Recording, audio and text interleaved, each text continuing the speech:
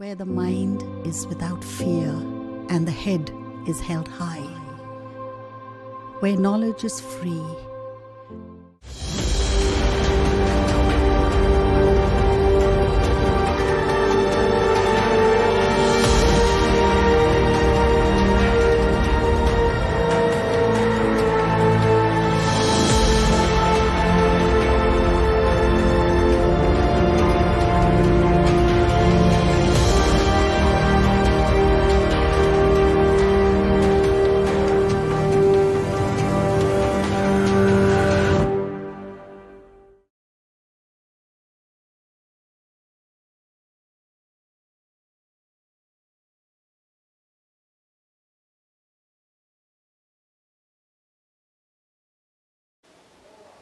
আমার নাম ফারুক বিশ্বাস, আমি মালদা মডেল মাদ্রাসার রসায়ন বিভাগের শিক্ষক। এর আগে তোমাদের ভেসপার তত্ত্ব সম্বন্ধে পড়িয়েছিলাম। আজকে আমি ভেসপার তত্ত্বের সাহায্যে সমযোজী যৌগের আকৃতি কিভাবে আমরা নির্ধারণ করব সেই সম্বন্ধে আলোচনা করব।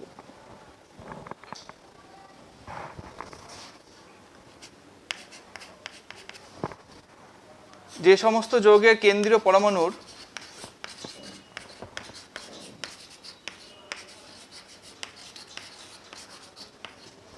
যোজ্যতা কক্ষে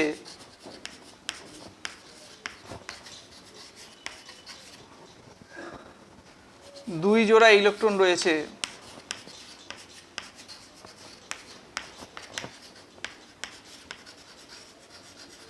তাদের আকৃতি কেমন হবে সেটা দেখছি। বর্তমান as for example beryllium chloride BCl2, এই যৌগের ক্ষেত্রে কেন্দ্রীয় পরমাণু বেরিলিয়াম।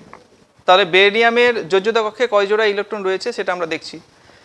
তাহলে বেরিলিয়ামের সর্ববহিস্থ কক্ষপথে দুটো ইলেকট্রন, আর দুটো ক্লোরিন থেকে দুটো ইলেকট্রন এসেছে, তাহলে মোট হলো 4টি ইলেকট্রন,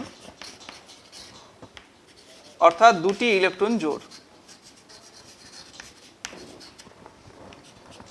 2টি সিগমা বন্ধন জোড়। তাহলে আমরা দেখতে পাচ্ছি বেরিলিয়াম ক্লোরাইড অণুর ক্ষেত্রে 2টি সিগমা বন্ধন জোড় রয়েছে।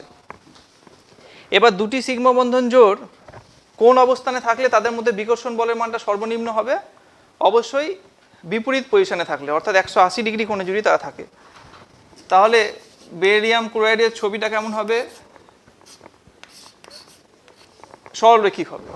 তাহলে আমরা দেখতে পেলাম যে সমস্ত যৌগের কেন্দ্রীয় পরমাণুর যোজ্যতা কক্ষে 2 জোড়া ইলেকট্রন রয়েছে, 2টি ইলেকট্রন জোড় রয়েছে, তাদের ক্ষেত্রে সে সমস্ত যৌগের গঠনাকৃতিটা হচ্ছে সরলরৈখিক।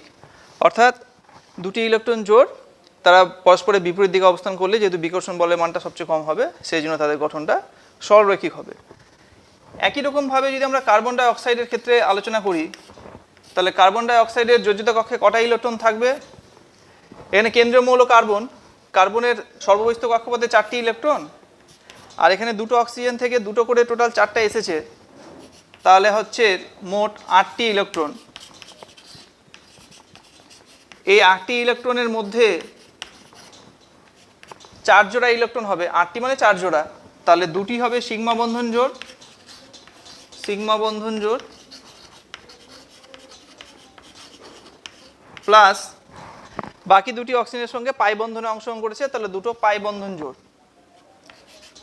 2টি পাই বন্ধন জোড়।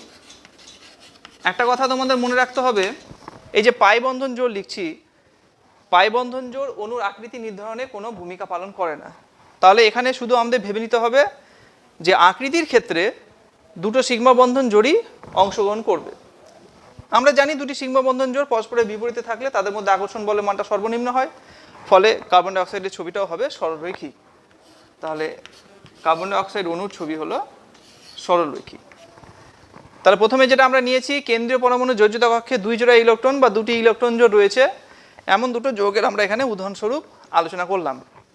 এবার চলে যাচ্ছি কেন্দ্রীয় পরমাণু যোজ্যতা কক্ষে 3 জোড়া ইলেকট্রন রয়েছে বা 3টি ইলেকট্রন জোড় রয়েছে এমন যৌগের উদাহরণে যাচ্ছি। তাহলে এবার যে যাচ্ছি 2 নম্বর কন্ডিশন, কেন্দ্রীয় পরমাণু যোজ্যতা কক্ষে 3টি ইলেকট্রন জোড় বর্তমান।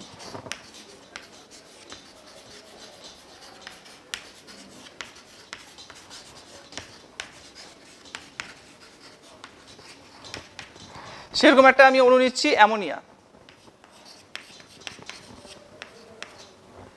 তাহলে এখানে কেন্দ্রীয় পরমাণু হচ্ছে নাইট্রোজেন, এর যোজ্যতা কক্ষে কটা ইলেকট্রন রয়েছে? তাহলে নাইট্রোজেনের যোজ্যতা কক্ষে রয়েছে 5টি, আর 3টে হাইড্রোজেন থেকে 3টি এসেছে, তাহলে মোট 8টি ইলেকট্রন হলো। তাহলে 8টি ইলেকট্রন মানে হচ্ছে 4 জোড়া ইলেকট্রন।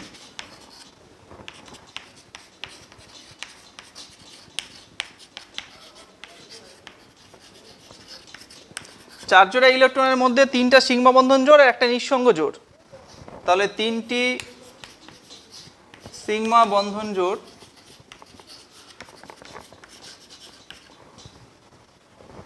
প্লাস একটি নিঃসঙ্গ জোড়।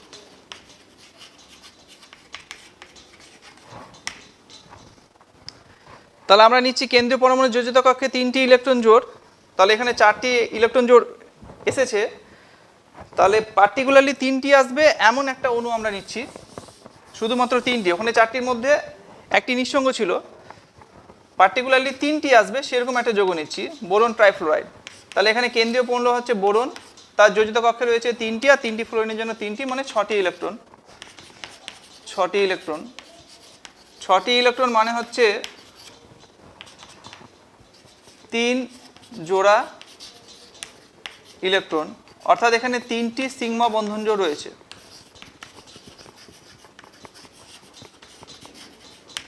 মনে রাখতে হবে, যদি কেন্দ্রীয় পরমাণুর যোজ্যতা কক্ষে 3টি সিগমা বন্ধন জোড় থাকে তাহলে তার ছবিটা হবে ত্রিকোণীয় সমতলিক, অর্থাৎ এখানে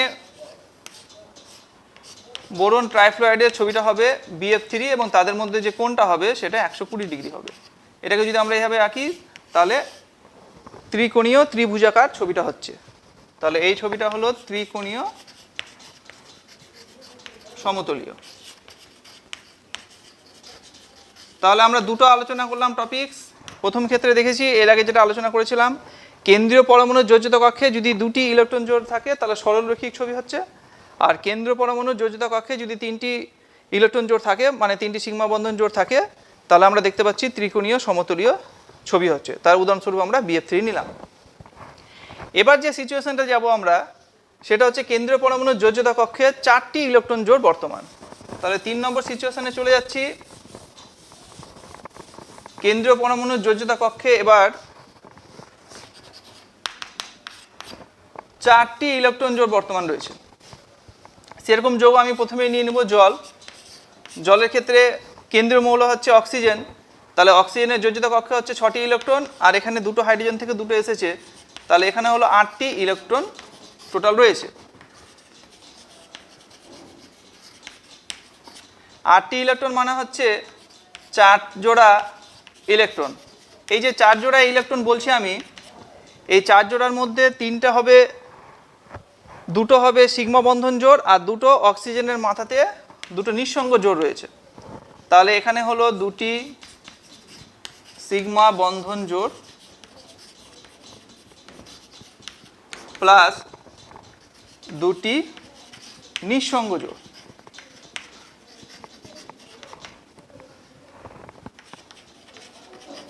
একটা কথা মনে রাখতে হবে, যদি 4টাই সিগমা বন্ধন জোড় থাকতো তাহলে কিন্তু ছবিটা হতো চতুস্তলকীয়, কিন্তু এখানে খেয়াল করে দেখো 2টো সিগমা আছে, 2টো নিঃসঙ্গ, টোটাল 4 জোড়াই রয়েছে, কিন্তু 2টো সিগমা 2টো নিঃসঙ্গ। তাহলে 2টো সিগমা 2টো নিঃসঙ্গ যদি থাকে তাহলে চতুস্তলকীয় যে ছবিটা হওয়ার কথা সেটা একটু বিকৃত হবে, কারণ তোমরা ভেস্পার তত্ত্বে এর আগে জেনেছো, সব কিছু তোমরা জেনে নিয়েছো যে কিভাবে লোন পেয়ার বিকর্ষণ is much more greater than lone pair is much more greater than বন পেয়ার। তাহলে লোন পেয়ার যেহেতু এখানে থাকছে, 2 জোড়া লোন পেয়ার আছে, নিঃসঙ্গ জোড় রয়েছে, সেই জন্য নর্মাল যেটা চতুস্তলিকীয় ছবি হয় সেটা একটু চেঞ্জ হয়ে যাবে। চেঞ্জ হয়ে কেমন হবে, কিছুটা ভি আকৃতি সম্পন্ন ছবি হয়ে যাবে। তাহলে এখানে 2টো নিঃসঙ্গ জোড় রয়েছে অক্সিজেনের মাথাতে, আর এটা কিছুটা খেয়াল করে দেখো উল্টো ভি শেপের মতো লাগছে, সেই জন্য আমরা এটাকে বলছি ভি আকৃতি সম্পন্ন গঠন।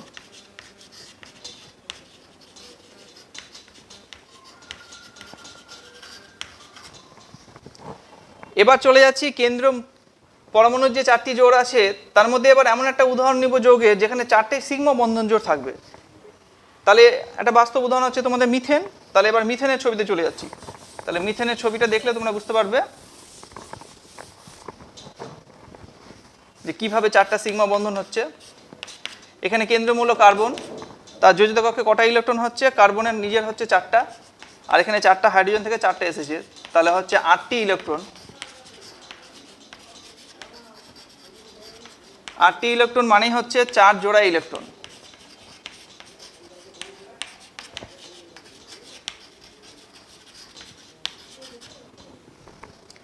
এবার খেয়াল করে দেখো এখানে কিন্তু 4টে সিগমা বন্ধন দেখতে পাচ্ছ। তাহলে এখানে 4 জোড়া ইলেকট্রন মানে হচ্ছে 4টি সিগমা বন্ধন জোড়, কারণ কার্বনে এখানে কোনো লোন পেয়ার নেই। তাহলে এই মিথেনের ক্ষেত্রে ছবিটা আমাদের পিওর চতুস্তলকীয় হচ্ছে। তাহলে আমরা যে ছবিটা পাচ্ছি সেটা পাচ্ছি চতুস্তলকীয়, এবং এখানে বন্ধন কোণের মানটা হয়ে যাবে 109 ডিগ্রি 28 মিনিট। তাহলে আমরা প্রথমে যেটা দেখলাম, জলের ক্ষেত্রে দুটো সিগমা বন্ধন ছিল, দুটো নিঃসঙ্গ ছিল, এবং দুটো নিঃসঙ্গ থাকার জন্য তাদের মধ্যে যেহেতু বেশ বিকর্ষণ বলটা কাজ করছে, সেই জন্য সে বন্ধন কোণটা কিন্তু 109 ডিগ্রি 28 মিনিট, অর্থাৎ চতুস্তলকীয় যেটা হওয়ার কথা ছিল সেটা কিন্তু হয়নি, ভি আকৃতি সম্পন্ন হয়েছে এবং বন্ধন কোণটা কমে গিয়ে 104.5 ডিগ্রি মতো হয়েছে। কিন্তু মিথেনের ক্ষেত্রে আমরা দেখলাম যে যেহেতু এখানে শুধুমাত্র সিগমা বন্ধন জোড়ই রয়েছে, তাহলে সিগমা বন্ধন জোড় যেহেতু এখানে রয়েছে, তাহলে এখানে বিকর্ষণগুলো সব সুষমভাবে কাজ করবে এবং তারা একটা চতুস্তলকে 4টা শীর্ষবিন্দুতে 4টা হাইড্রোজেন অবস্থান করবে এবং তাদের মধ্যে কোণটা হবে 109 ডিগ্রি 28 মিনিট, অর্থাৎ এই ক্ষেত্রে বন্ধন কোণের মানটা 109 ডিগ্রি 28 মিনিট হবে। তাহলে এবার একটা উদাহরণে চলে যাচ্ছি যেখানে 3টে সিগমা বন্ধন জোড় থাকবে আর একটা পাই বন্ধন থাকবে। তাহলে সেরকম একটা বাস্তব উদাহরণ হচ্ছে অ্যামোনিয়া। অ্যামোনিয়ার ক্ষেত্রে দেখো কেন্দ্রীয় মৌল নাইট্রোজেন, তার যোজ্যতা কক্ষে 5টা ইলেকট্রন থাকে আর 3টা হাইড্রোজেন থেকে 3টা এসেছে, তাহলে হলো 8টি ইলেকট্রন।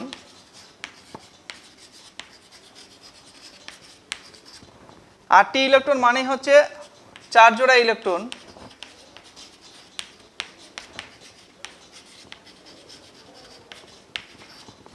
অর্থাৎ 3টি সিগমা বন্ধন জোড়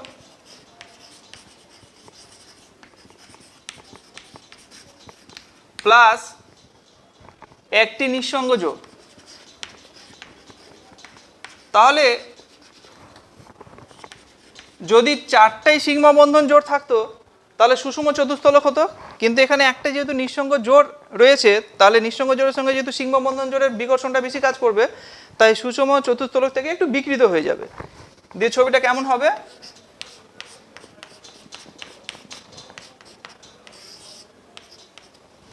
এবার খেয়াল করে দেখো এই ছবিটা যদি আমরা শুধু নিচের পোর্শনটা যদি কল্পনা করি তাহলে কিছুটা দেখতে পিরামিডের মতো লাগছে, সেই জন্য এই ছবিটাকে আমরা বলবো পিরামিডীয়। তাহলে পিরামিডীয়। তাহলে আমরা দেখলাম কেন্দ্রীয় পরমাণুর যোজ্যতা কক্ষে যদি 4টি ইলেকট্রন জোড় থাকে তাহলে 3 রকমের সিচুয়েশন হলো। একটার ক্ষেত্রে দেখলাম যদি 4টে সিগমা বন্ধন জোড় থাকে তাহলে সেটা আমরা সুষম চতুস্তলক নাম পেলাম।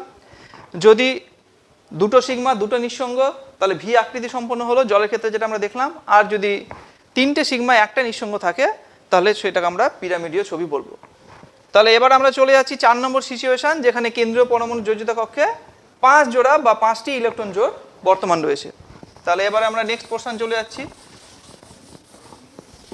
কেন্দ্রীয় মৌলের যোজ্যতা কক্ষে 5টি ইলেকট্রন জোড় রয়েছে।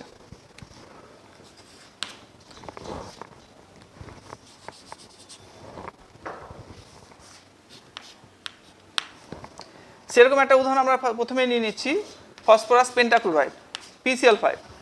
তাহলে এখানে কেন্দ্রীয় মৌল হচ্ছে ফসফরাস। তাহলে ফসফরাসের যোজ্যতা কক্ষে কটা ইলেকট্রন থাকে, তাহলে ফসফরাস হচ্ছে তোমার গ্রুপ 15, তাহলে 5টা থাকে। আর এখানে যেহেতু ক্লোরিন 5টা রয়েছে তাহলে 5টা ক্লোরিন থেকে 5টা ইলেকট্রন, তাহলে মোট হচ্ছে 10টি ইলেকট্রন। 10টি ইলেকট্রন মানে হচ্ছে 5 জোড়া ইলেকট্রন।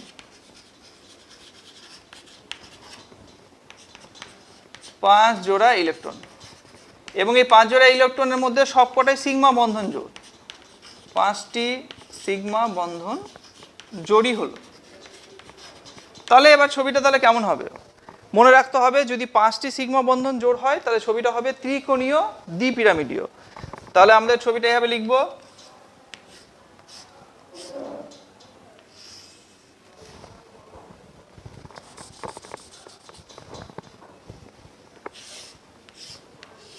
ত্রিকোণীয় দ্বিপিরামিডীয়।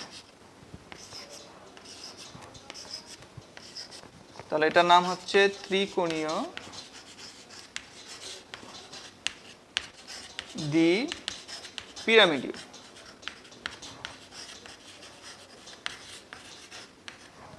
এবার একটা উদাহরণে চলে যাচ্ছি। SF4 sulphur টেট্রাফ্লোরাইড।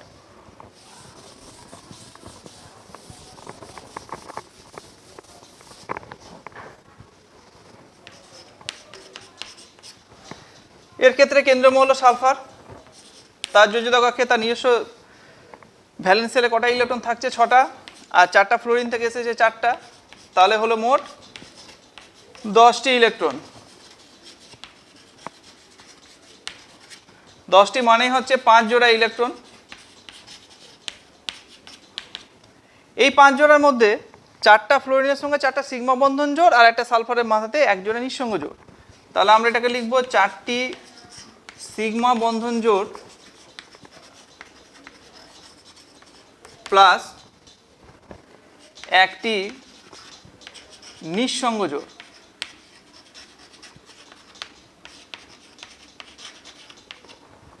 তাহলে 4টি সিগমা বন্ধন জোড় আর একটা নিঃসঙ্গ জোড় আছে। তাহলে এখানেও যেহেতু নিঃসঙ্গ জোড় আছে তাহলে কিন্তু এই ক্ষেত্রে ত্রিকোণীয় দ্বিপিরামিডের যে বিশুদ্ধ ছবি সেটা কিন্তু হবে না, সেটা কিন্তু একটু বিকৃত হতে পারে। তাহলে কেমন হবে? তাহলে আমরা ত্রিকোণীয় দ্বিপিরামিডও ভেবে আঁকার চেষ্টা করছি ফার্স্টে।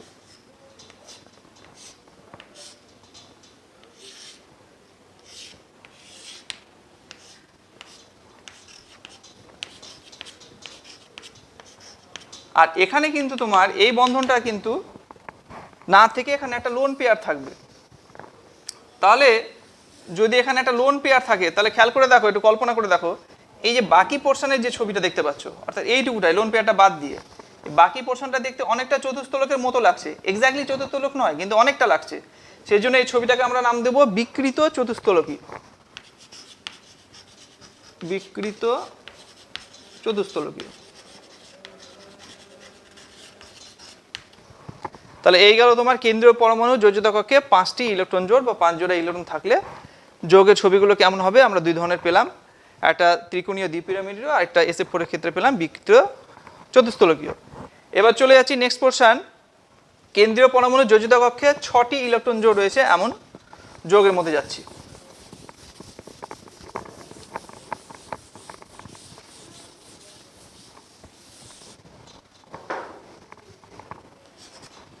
তাহলে ছবিটা কেমন হবে? তাহলে এমন একটা উদাহরণ আমরা নিয়ে নিলাম SF6। তাহলে এখানে কেন্দ্রীয় পরমাণু হচ্ছে সালফার, সালফারের বাইরে 6টা ইলেকট্রন আর 6টা ফ্লোরিন থেকে প্রত্যেকটা থেকে একটা করে এসেছে, তার মানে আরও 6টা ফ্লোরিন থেকে এসেছে, তাহলে হলো 12টি ইলেকট্রন। 12টি ইলেকট্রন মানে হচ্ছে 6 জোড়া ইলেকট্রন। 6 জোড়া ইলেকট্রন। এই যে 6 জোড়া ইলেকট্রন রয়েছে এই 6 জোড়া কিন্তু 6টাই সিগমা বন্ধন জোড়। তাহলে এর ক্ষেত্রে 6টি সিগমা বন্ধন জোড়। তাহলে 6টি সিগমা বন্ধন জোড় থাকলে আমরা এর আগে জেনেছি ছবিটা হবে অষ্টতলকীয়।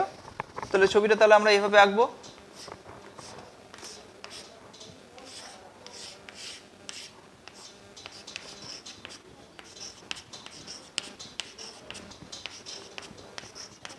তাহলে নামটা আমরা দিচ্ছি অষ্টতলকীয়।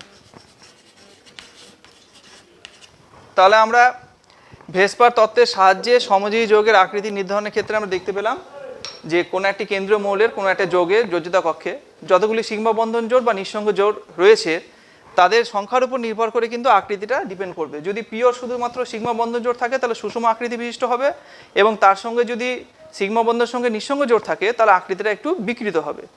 আর যদি পাই বন্ধন জোড় থাকে তাহলে মনে রাখতে হবে পাই বন্ধন জোড় কিন্তু অণুর আকৃতি নির্ধারণে কোনো ভূমিকা পালন করে না। এবার নেক্সট টপিক আমরা চলে যাচ্ছি যোজ্যতা বন্ধন তত্ত্ব, ভ্যালেন্স বন্ড থিওরি। এবার আমরা পড়ব যোজ্যতা বন্ধন তত্ত্ব, যাকে আমরা ইংরেজিতে ভ্যালেন্স বন্ড থিওরি বলি বা সংক্ষেপে ভিভিটি বলি। অর্থাৎ কিভাবে পারমাণবিক কক্ষকের মিলনের ফলে সমযোজী যৌগের অণু তৈরি হচ্ছে সেই সম্বন্ধে ভ্যালেন্স বন্ড থিওরি থেকে আমরা সব জানতে পারবো। প্রথম তত্ত্বটা হচ্ছে একটি করে অযুগ্ম ইলেকট্রন সমন্বিত, অর্থাৎ যে সমস্ত কক্ষকে একটা করে ইলেকট্রন রয়েছে সেই পারমাণবিক কক্ষকের মিলনের ফলেই সমযোজী অণু সৃষ্টি হয়। তাহলে প্রথম তত্ত্ব হচ্ছে একটি অযুগ্ম ইলেকট্রন বা একটি ইলেকট্রন সমন্বিত লিখলেই হবে, কারণ একটি থাকলে তো সেটা অযুগ্মই হয়। তাহলে একটি ইলেকট্রন সমন্বিত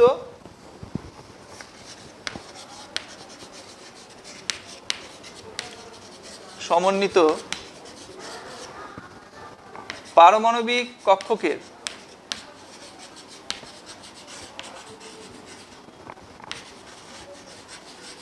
অভিলেপনের ফলে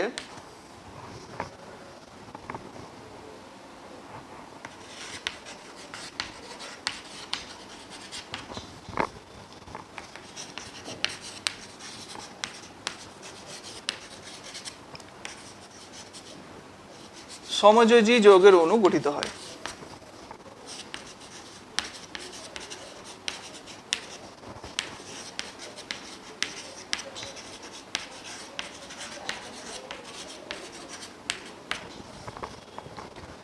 দুই নম্বর হচ্ছে এই যে পারমাণবিক কক্ষকের যে অভিলেপন, এই অভিলেপনের মাত্রা যত বৃদ্ধি পাবে সমযোজী যৌগ তত বেশি দৃঢ় হবে, অর্থাৎ বন্ধনটি তত বেশি দৃঢ় হবে। তাহলে অভিলেপনের বিস্তার বা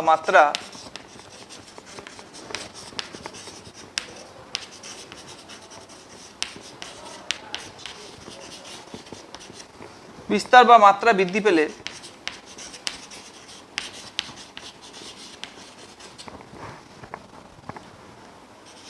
সমযোজী বন্ধনের দৃঢ়তা বৃদ্ধি পায়।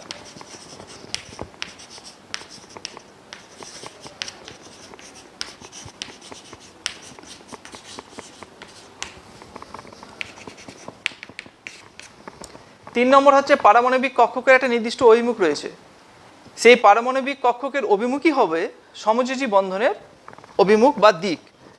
তাহলে আমরা লিখছি যে কক্ষকের অভিমুখ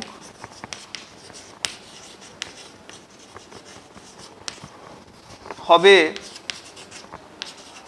সমযোজী বন্ধনের অভিমুখ।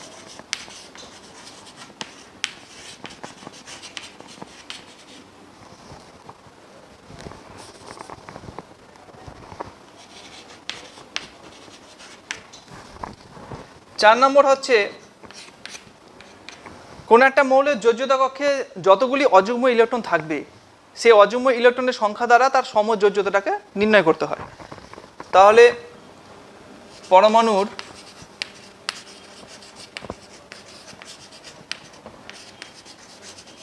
যোজ্যতা কক্ষে অযুগ্ম ইলেকট্রন দ্বারা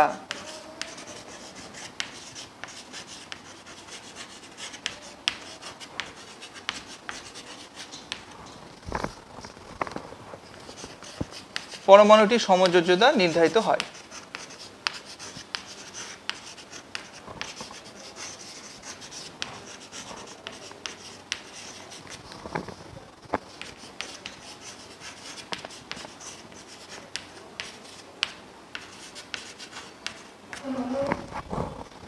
5 নম্বর হচ্ছে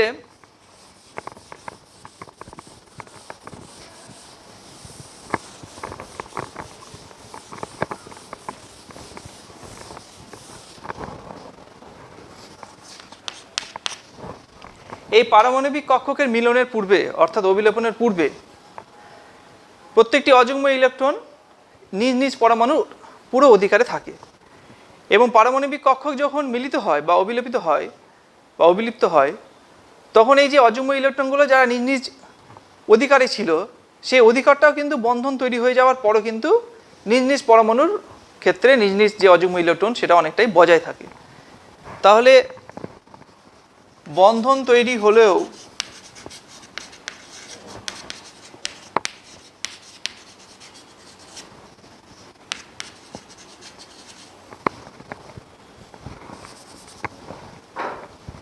বন্ধনের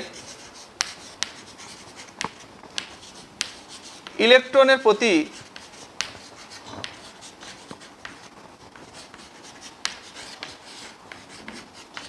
পরমাণুর অধিকার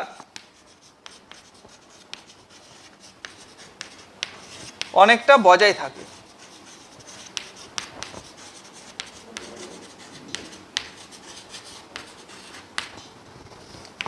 আর সর্বশেষ তত্ত্ব হলো, যে সমস্ত পারমাণবিক কক্ষকের অবিলোপনের ফলে সমযোজী বন্ধনটা তৈরি হচ্ছে, তাদের ছাড়া যে বাদবাকি কক্ষকে ইলেকট্রনগুলো রয়েছে, সে সমস্ত কক্ষকের ইলেকট্রনগুলোর সে সমস্ত কক্ষকের নিজস্ব স্বকীয়তা বজায় থাকে। তাহলে অভিলিপ্ত মানে অবিলোপনে অংশগ্রহণকারী কক্ষক ছাড়া বাকি কক্ষকগুলিরও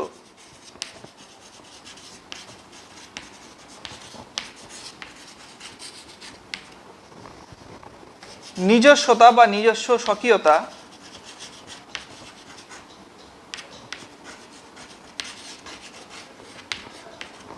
বজায় থাকে। তাহলে কোনো একটা সমযোজী বন্ধন কিভাবে তৈরি হচ্ছে সেটা আমরা যোজ্যতা বন্ধন তত্ত্বের সাহায্যে জানলাম। এই যোজ্যতা বন্ধন তত্ত্বের ক্ষেত্রে বারবার আমরা পারমাণবিক কক্ষক কথাটা বলছি। তাহলে পারমাণবিক কক্ষক কি এবং এটা কয় ধরনের হয় সেই সম্বন্ধে এবার নেক্সট আলোচনা করব। তাহলে এবার চলে যাচ্ছি নেক্সট আলোচনাতে, সেটা হচ্ছে পারমাণবিক কক্ষক কি জিনিস।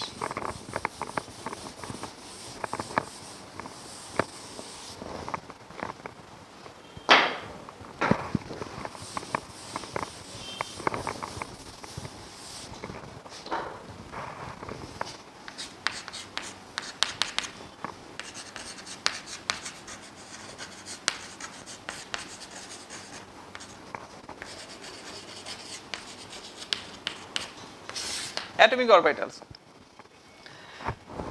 কোন একটি পরমাণু নিউক্লিয়াসের চতুর্দিকে যে ত্রিমাত্রিক অঞ্চলে কোন একটি ইলেকট্রনকে পাওয়ার সম্ভাবনা বা ইলেকট্রন সমূহকে পাওয়ার সম্ভাবনা সর্বাধিক, সেই ত্রিমাত্রিক অঞ্চলটাকে বলা হয় পারমাণবিক কক্ষক। তাহলে আমরা দেখতে পেলাম যে পরমাণুর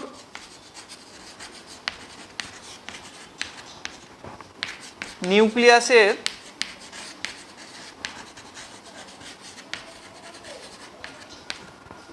বাইরে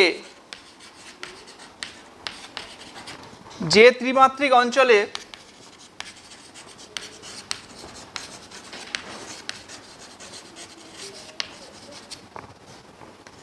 ইলেকট্রনকে পাওয়ার সম্ভাবনা সর্বাধিক,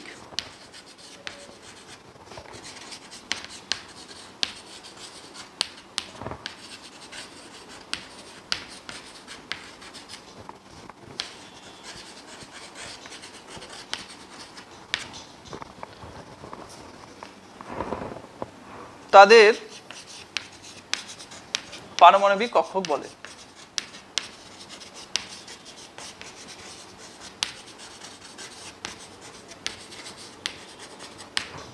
এই পারমাণবিক কক্ষক বিভিন্ন ধরনের হয়। তোমাদের ক্লাস 11-এ 4 ধরনের জানলেই হবে। একটা হচ্ছে এস কক্ষক, পি কক্ষক সমূহ,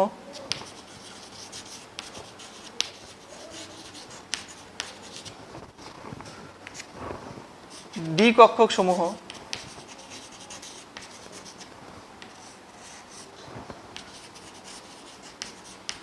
আর এফ কক্ষক সমূহ।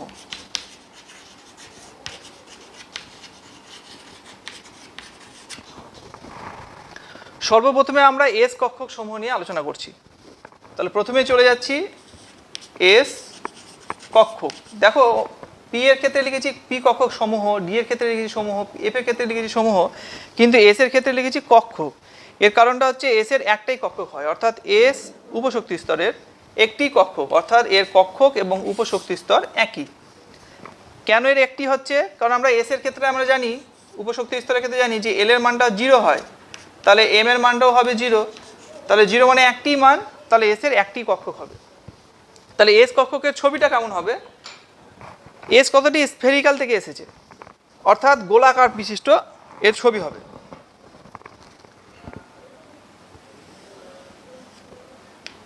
এটা ধরে নাও পরমাণু নিউক্লিয়াস।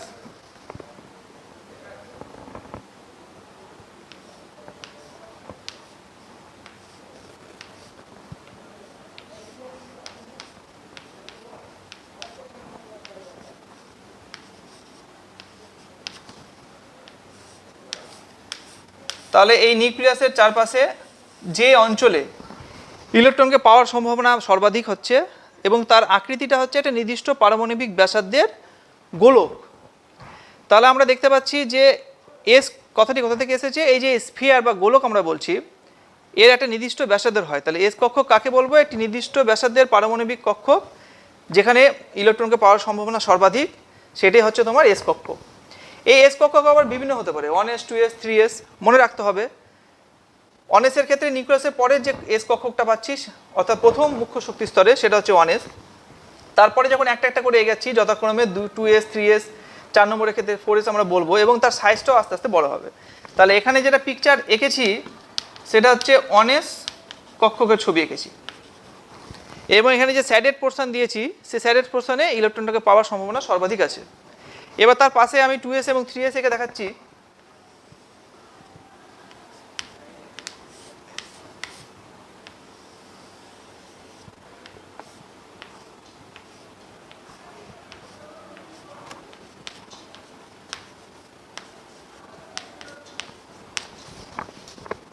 একটা জিনিস খেয়াল করে দেখো, নিউক্লিয়াসের চারপাশেও পাওয়ার সম্ভাবনা সর্বাধিক হচ্ছে, আর কক্ষকের যে ধার বা কিনারা তার পাশেও কিন্তু একটা গাঢ় অংশ আমি করলাম, আর মাঝে যেটা কম স্যাডেড থাকছে বা একদম ফাঁকা যে অঞ্চলটা যেখানে ইলেকট্রনকে পাওয়ার সম্ভাবনা নেই, পরিষ্কার করে দিলাম তোমাদের বুঝতে সুবিধার জন্য, সেটাকে আমরা বলছি নোড বা পর্ব। তাহলে এই ফাঁকা অংশটা হচ্ছে নোড বা পর্ব, অর্থাৎ যে অংশে ইলেকট্রনকে পাওয়ার সম্ভাবনা নেই। আর যেগুলো স্যাডেড অংশ করেছি, গাঢ় অংশ করেছি তোমাদের, সেই অংশগুলোতেই ইলেকট্রনকে পাওয়ার সম্ভাবনা সর্বাধিক রয়েছে। তাহলে এটা হচ্ছে 2s কক্ষকের ছবি, এবং এখানে আমরা জানতে পারলাম যে 2s কক্ষকের ক্ষেত্রে একটি নোড বা পর্ব থাকে। এবার তার পাশে চলে যাচ্ছি 3s।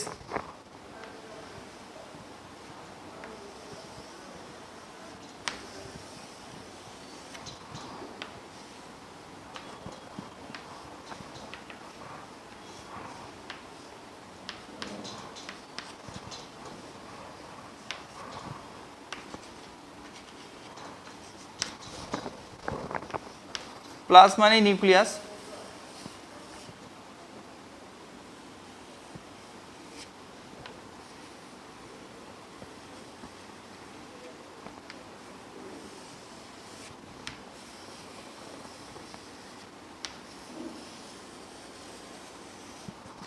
তাহলে দেখো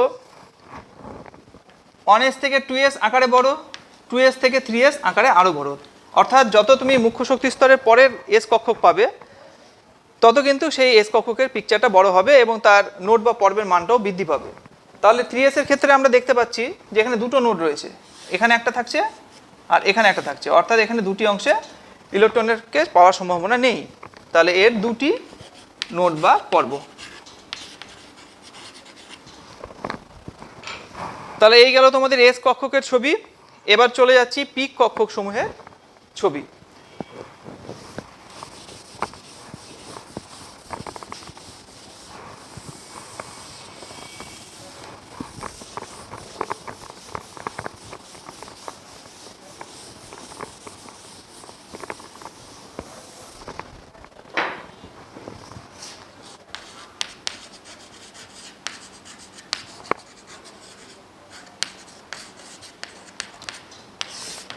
পি উপকক্ষকের ক্ষেত্রে এল এর মান কিন্তু 1, আর এল এর মান যদি 1 হয় তাহলে এম এর সম্ভাব্য মানগুলো হবে -1, 0, +1। তাহলে আমরা দেখতে পাচ্ছি যে পি এর 3টে কক্ষক রয়েছে।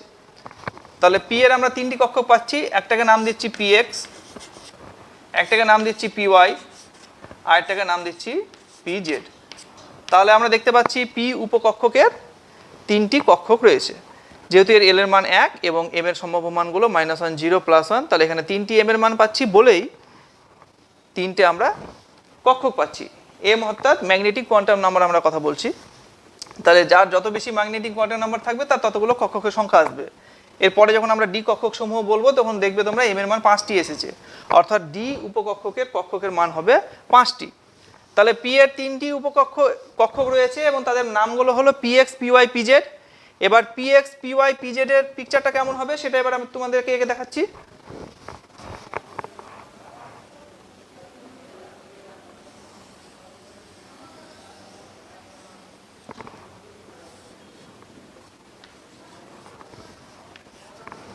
এটা হলো তোমাদের পিএক্স কক্ষক, এক্স অক্ষ বরাবর রাখবে।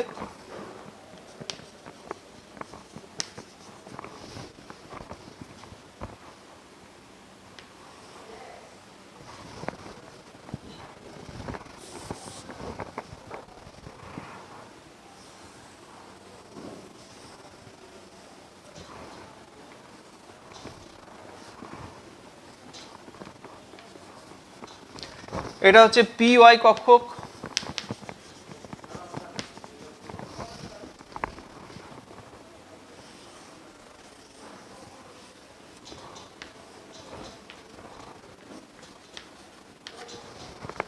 এটা হচ্ছে পিজেড কক্ষক।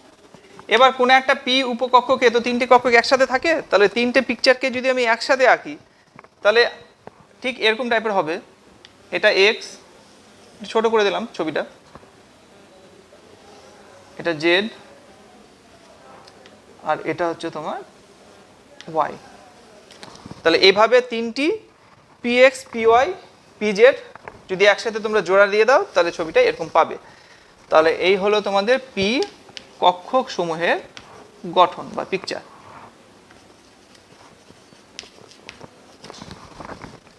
এবার চলে যাচ্ছি ডি কক্ষকের ছবি।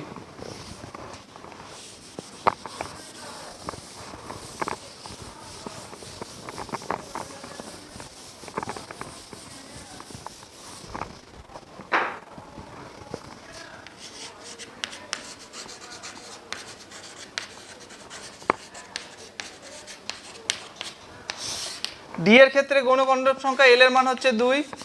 2 যদি হয় তাহলে চুম্বকীয় কোয়ান্টাম সংখ্যা এম এর মান হবে -2, -1 0 +1 +2। তাহলে কটা মান হচ্ছে 1 2 3 4 5, অর্থাৎ ডি কক্ষকের সংখ্যা হবে 5টি। তাহলে এর 5টি কক্ষক থাকবে, 5টি কক্ষক থাকবে এবং তাদের কি নাম হবে? dxy, dyz, dzx,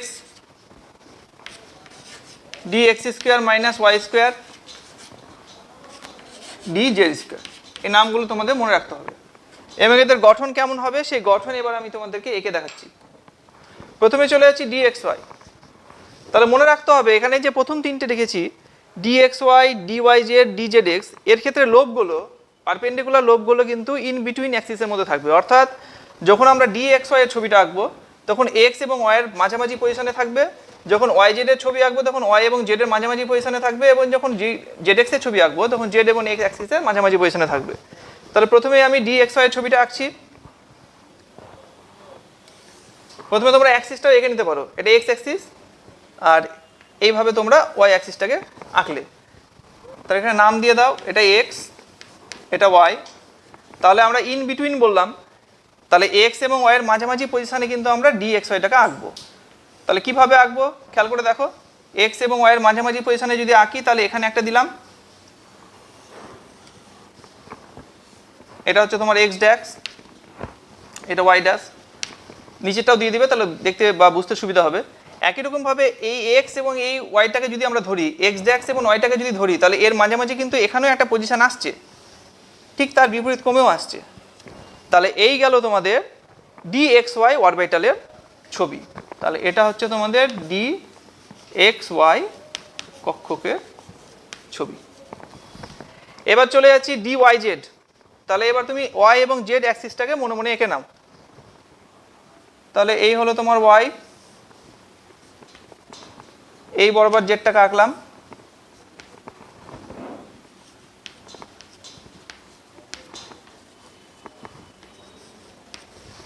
তাহলে ইন বিটুইন ওয়াই এবং জেড এর মধ্যে হবে।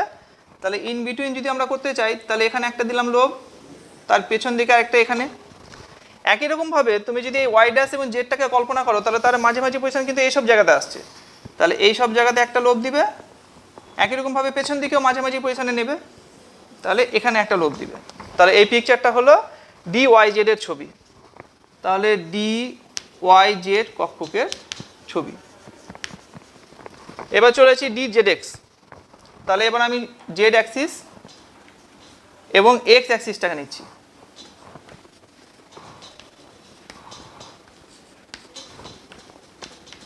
তাহলে এখানে এক্স এবং জেড এর মাঝামাঝি পজিশনে আঁকতে হবে। তাহলে এর মাঝামাঝি পজিশন হচ্ছে এখানে, আরেকটা হচ্ছে এক্স ড্যাক্স আর জেড এর মাঝামাঝি পজিশনে যদি আঁকি তাহলে এখানে। তাহলে এই হচ্ছে তোমার ডি জেড এক্স কক্ষকের ছবি।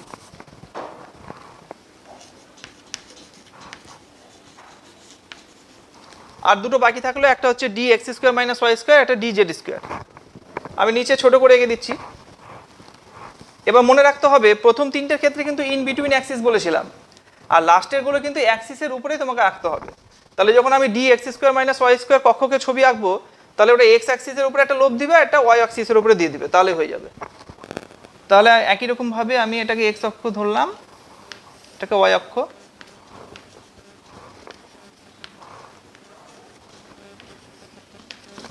এবার অ্যাক্সিসের উপরে দিয়ে দিতে হবে, তাহলে ছবিটা হবে এরকম।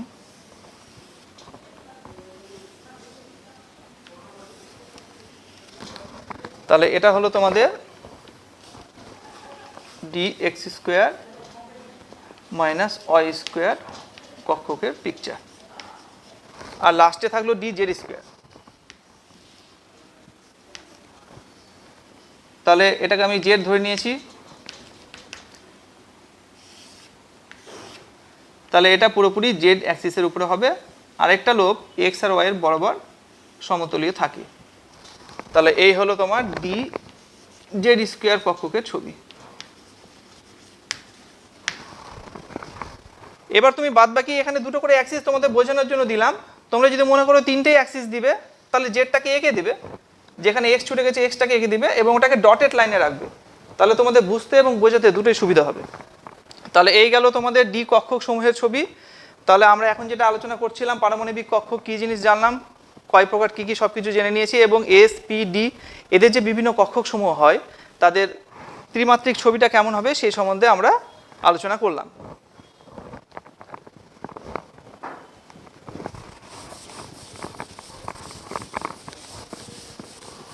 এবার চলে যাচ্ছি সমযোজী বন্ধন কয় রকমের হতে পারে।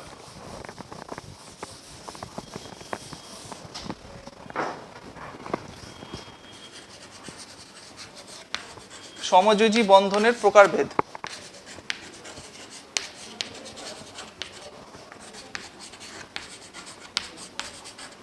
এটা অভিলপনের মাত্রা বা দিক অনুযায়ী প্রকারভেদটা বলছি।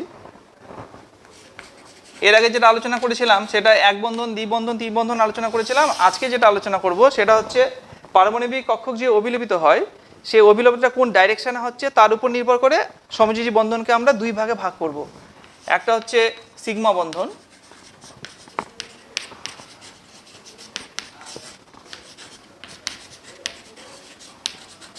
আর আরেকটা হচ্ছে পাই বন্ধন। তোমরা সিগমা এবং পাই সিম্বল দিয়ে লিখলেও হবে, কোনো অসুবিধা নেই, ভাষা করে লিখতে পারো। তাহলে প্রথমে চলে যাচ্ছি সিগমা বন্ধন কিভাবে হয়। মনে রাখতে হবে পারমাণবিক কক্ষক সমূহের যদি মুখোমুখি ওভারল্যাপ হয়, অর্থাৎ ধরে না আমার এই হাতটা একটা পারমাণবিক কক্ষক, এই হাতটা একটা পারমাণবিক কক্ষক, তারা যদি মুখোমুখি ওভারল্যাপ হয় অর্থাৎ একে অপরের সঙ্গে মিশে গিয়ে যদি সিগমা বন্ধনটা তৈরি করে, সমযোজী বন্ধনটা তৈরি করে, তাহলে তাকে আমরা বলবো সিগমা। আর যদি পাশাপাশি ওভারল্যাপ হয় তাহলে সেটাকে আমরা বলবো পাই বন্ধন। তাহলে সিগমা বন্ধন তাহলে কি বলবো, যে পারমাণবিক কক্ষক সমূহের মুখোমুখি ওভারল্যাপের ফলে বা অভিলেপনের ফলে যে বন্ধন গঠিত হয়। তাহলে পারমাণবিক কক্ষক দুটির বা কক্ষক সমূহের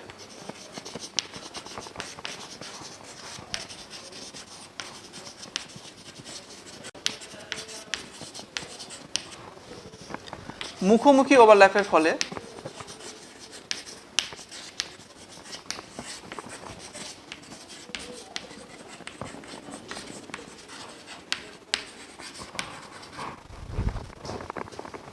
সিগমা বন্ধন গঠিত হয়।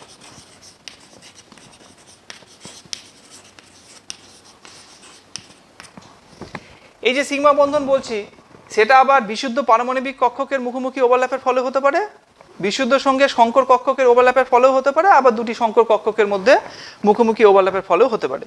সেই জন্য সিগমা বন্ধন আবার বিভিন্ন ধরনের হয়। প্রথমে আমি দিচ্ছি দুটি বিশুদ্ধ পারমাণবিক কক্ষকের মুখোমুখি ওভারল্যাপের ফলে যেটা তৈরি হয়। তাহলে দুটি বিশুদ্ধ পারমাণবিক কক্ষকের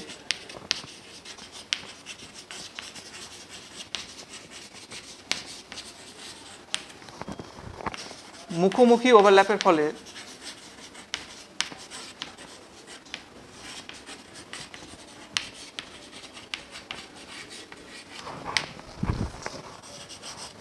গঠিত সিগমা বন্ধন।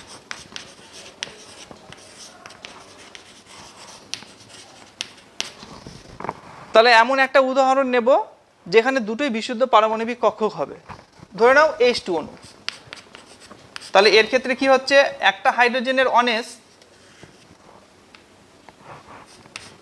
এটা হাইড্রোজেনের অনেস কক্ষক, আরেকটা হাইড্রোজেনের অনেস কিন্তু এসে মুখোমুখি অভিলিপ্ত হবে,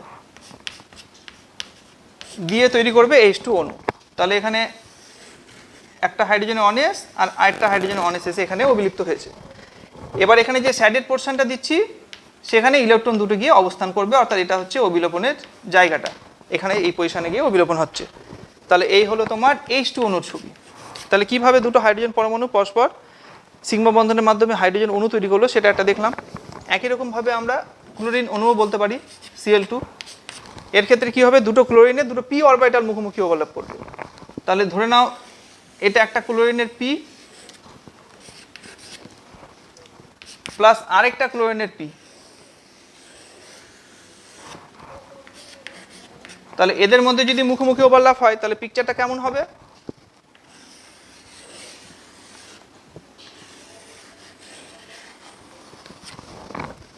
তাহলে এই হচ্ছে তোমাদের ওভারল্যাপের অংশটা, যেখানে গিয়ে দুটোর ক্ষেত্রে দুটো অযৌগ ইলেকট্রন জোড়া হিসেবে এখানে অবস্থান করবে।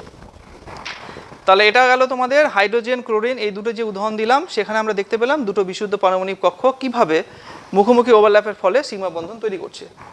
নেক্সট চলে যাচ্ছি একটা বিশুদ্ধ একটা সংকর, একটা বিশুদ্ধ কক্ষকের সঙ্গে একটা সংকর কক্ষকেরও অবিলোপনের ফলে, মুখোমুখি অবিলোপনের ফলে সিগমা বন্ধন গঠিত হয়, সেরকম একটা উদাহরণে চলে যাচ্ছি।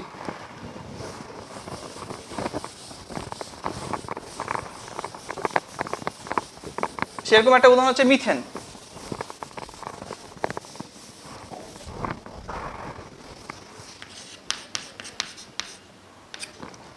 তাহলে এখানে একটা পয়েন্ট করে দিই, 2 নম্বর সিচুয়েশন, একটি বিশুদ্ধ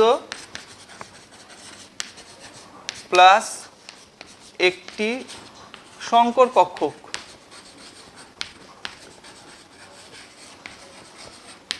অবিলোপনের ফলে সিগমা বন্ধন।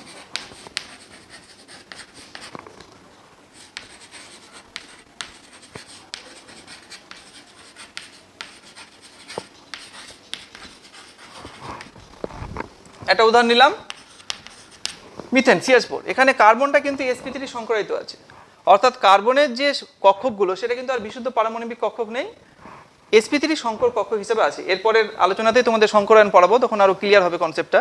আর হাইড্রোজেনের কিন্তু বিশুদ্ধ S কক্ষক রয়েছে। তাহলে কার্বনের যেটা sp3 আছে তার ছবি তোমরা যখন দেখবে sp3 হাইব্রিডাইজেশন নেক্সট আলোচনাতে, তখন দেখতে পাবে যে sp3 সংকর কক্ষকের ছবিগুলো হয় এরকম টাইপের।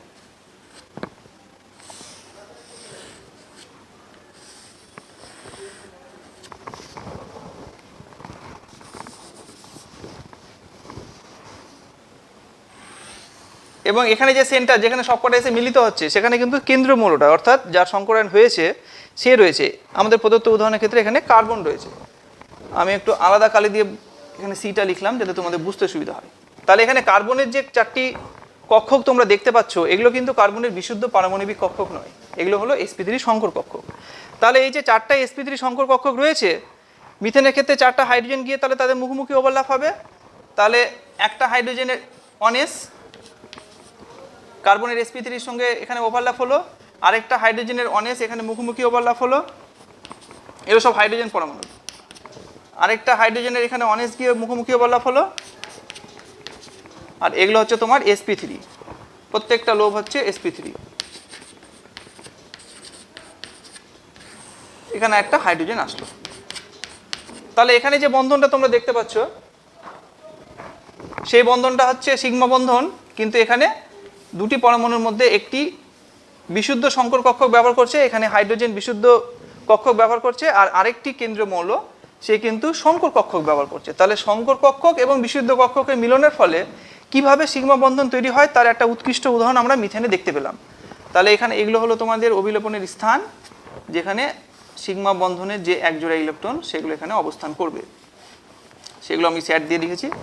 এবার এটাকে যদি তোমরা পিকচারের আকার দিতে যাও তাহলে অনেকটা দেখতে চতুস্তলকের মতো, সেই জন্য এটার নাম হয়ে গেল চতুস্তলকীয় গঠনটা।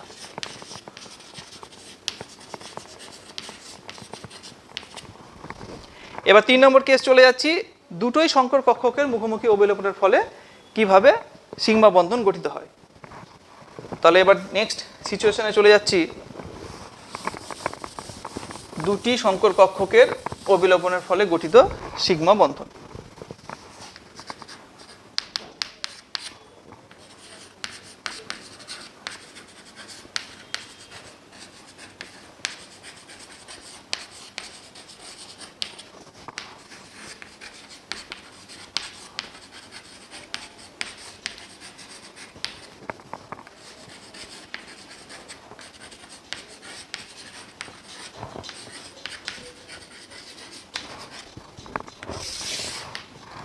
যেমন ইথেন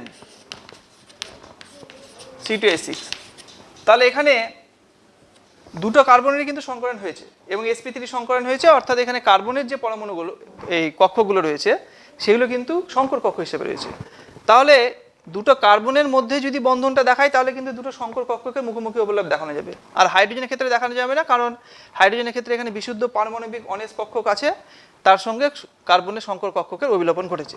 তাহলে এই মিথেনের ছবিটা যদি ইথেনের ছবিটা যদি আমরা আঁকি তাহলে ছবিটা কেমন করে হবে, দুটো কার্বনেরই কিন্তু sp3 হয়েছে, তাহলে এমনভাবে আঁকছি যাতে sp3টাও দেখানো যায় এবং দুটো কার্বনের সঙ্গে যে বন্ধনটা রয়েছে সেটাও দেখানো যায়।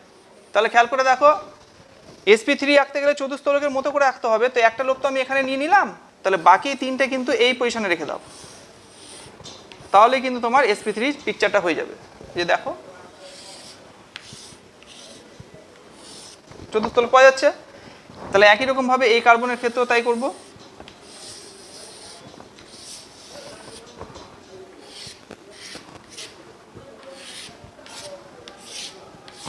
চতুস্তলক পাওয়া যাচ্ছে, তাহলে এই ক্ষেত্রে এই কার্বনের একটা sp3 এর সঙ্গে এই কার্বনের একটা sp3 যে মুখোমুখি ওভারল্যাপ হয়েছে ফলে সিগমা বন্ধন গঠিত হয়েছে, এই দুটোই কিন্তু sp3 সংকর কক্ষকের একটা উদাহরণ। তাহলে এই যে বন্ধনটা তোমাদের আমি দেখাচ্ছি সেই বন্ধনটা হচ্ছে এটা এমন একটা সিগমা বন্ধন যেখানে দুটো সংকর কক্ষকের মিলনের ফলে মুখোমুখি মিলনের ফলে গঠিত হয়।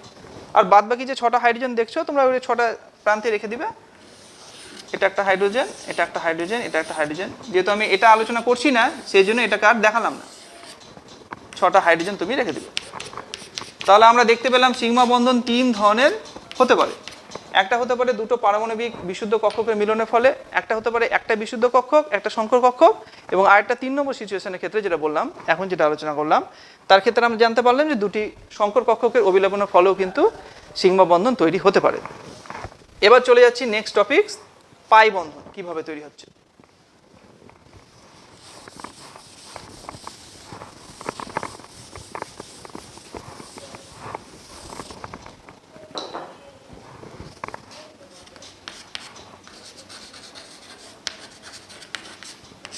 মনে রাখতে হবে দুটি পারমাণবিক কক্ষকের পাশাপাশি ওভারল্যাপের ফলে কিন্তু পাই বন্ধন তৈরি হবে। সিগমার ক্ষেত্রে মুখোমুখি ওভারল্যাপ তৈরি হয়েছিল আর পায়ের ক্ষেত্রে কিন্তু পাশাপাশি ওভারল্যাপ হবে। তাহলে এমন একটা উদাহরণ আমরা নিচ্ছি যেটা আমরা দেখানোর সুবিধা হয়, যেমন ধরে নাও ইথিলিন C2H4, এর ক্ষেত্রে দেখো দুটো কার্বন রয়েছে, তো কার্বনের যদি এখানে সংকরায়ন অবস্থা দেখাতে যায় তাহলে এর ইলেকট্রন বিন্যাস আঁকতে হবে।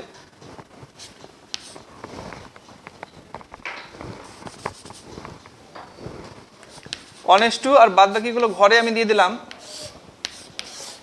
উত্তেজিত অবস্থায় যখন বিক্রিয়া করবে তখন কার্বনের ইলেকট্রন বিন্যাসটা হচ্ছে 1s2 2s1 2p3, অর্থাৎ পি এর পিএক্স পিওয়াই পিজেড প্রত্যেকটাতে একটা করে মোট 4টি ইলেকট্রন রয়েছে এবং এই উত্তেজিত অবস্থায় কার্বন তার সমযোজ্যতা চার প্রদর্শন করতে পারছে।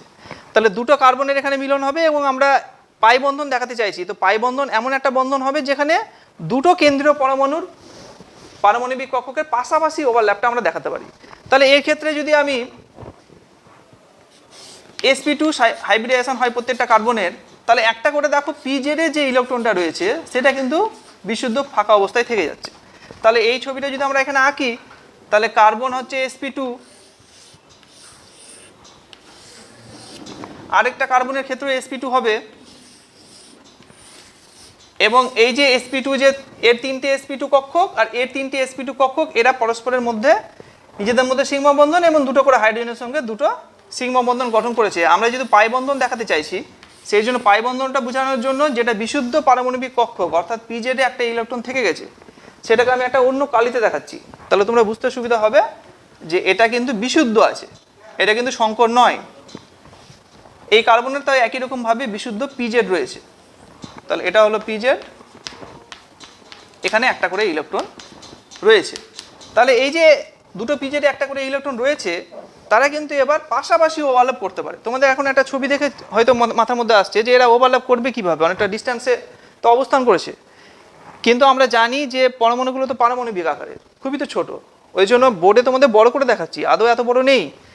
অ্যাকচুয়ালি তোমাদের এই দুটো পি অরবিটাল দুটো এইভাবে ওভারল্যাপ করছে, আরেকটা পিজেড এভাবে ওভারল্যাপ করছে।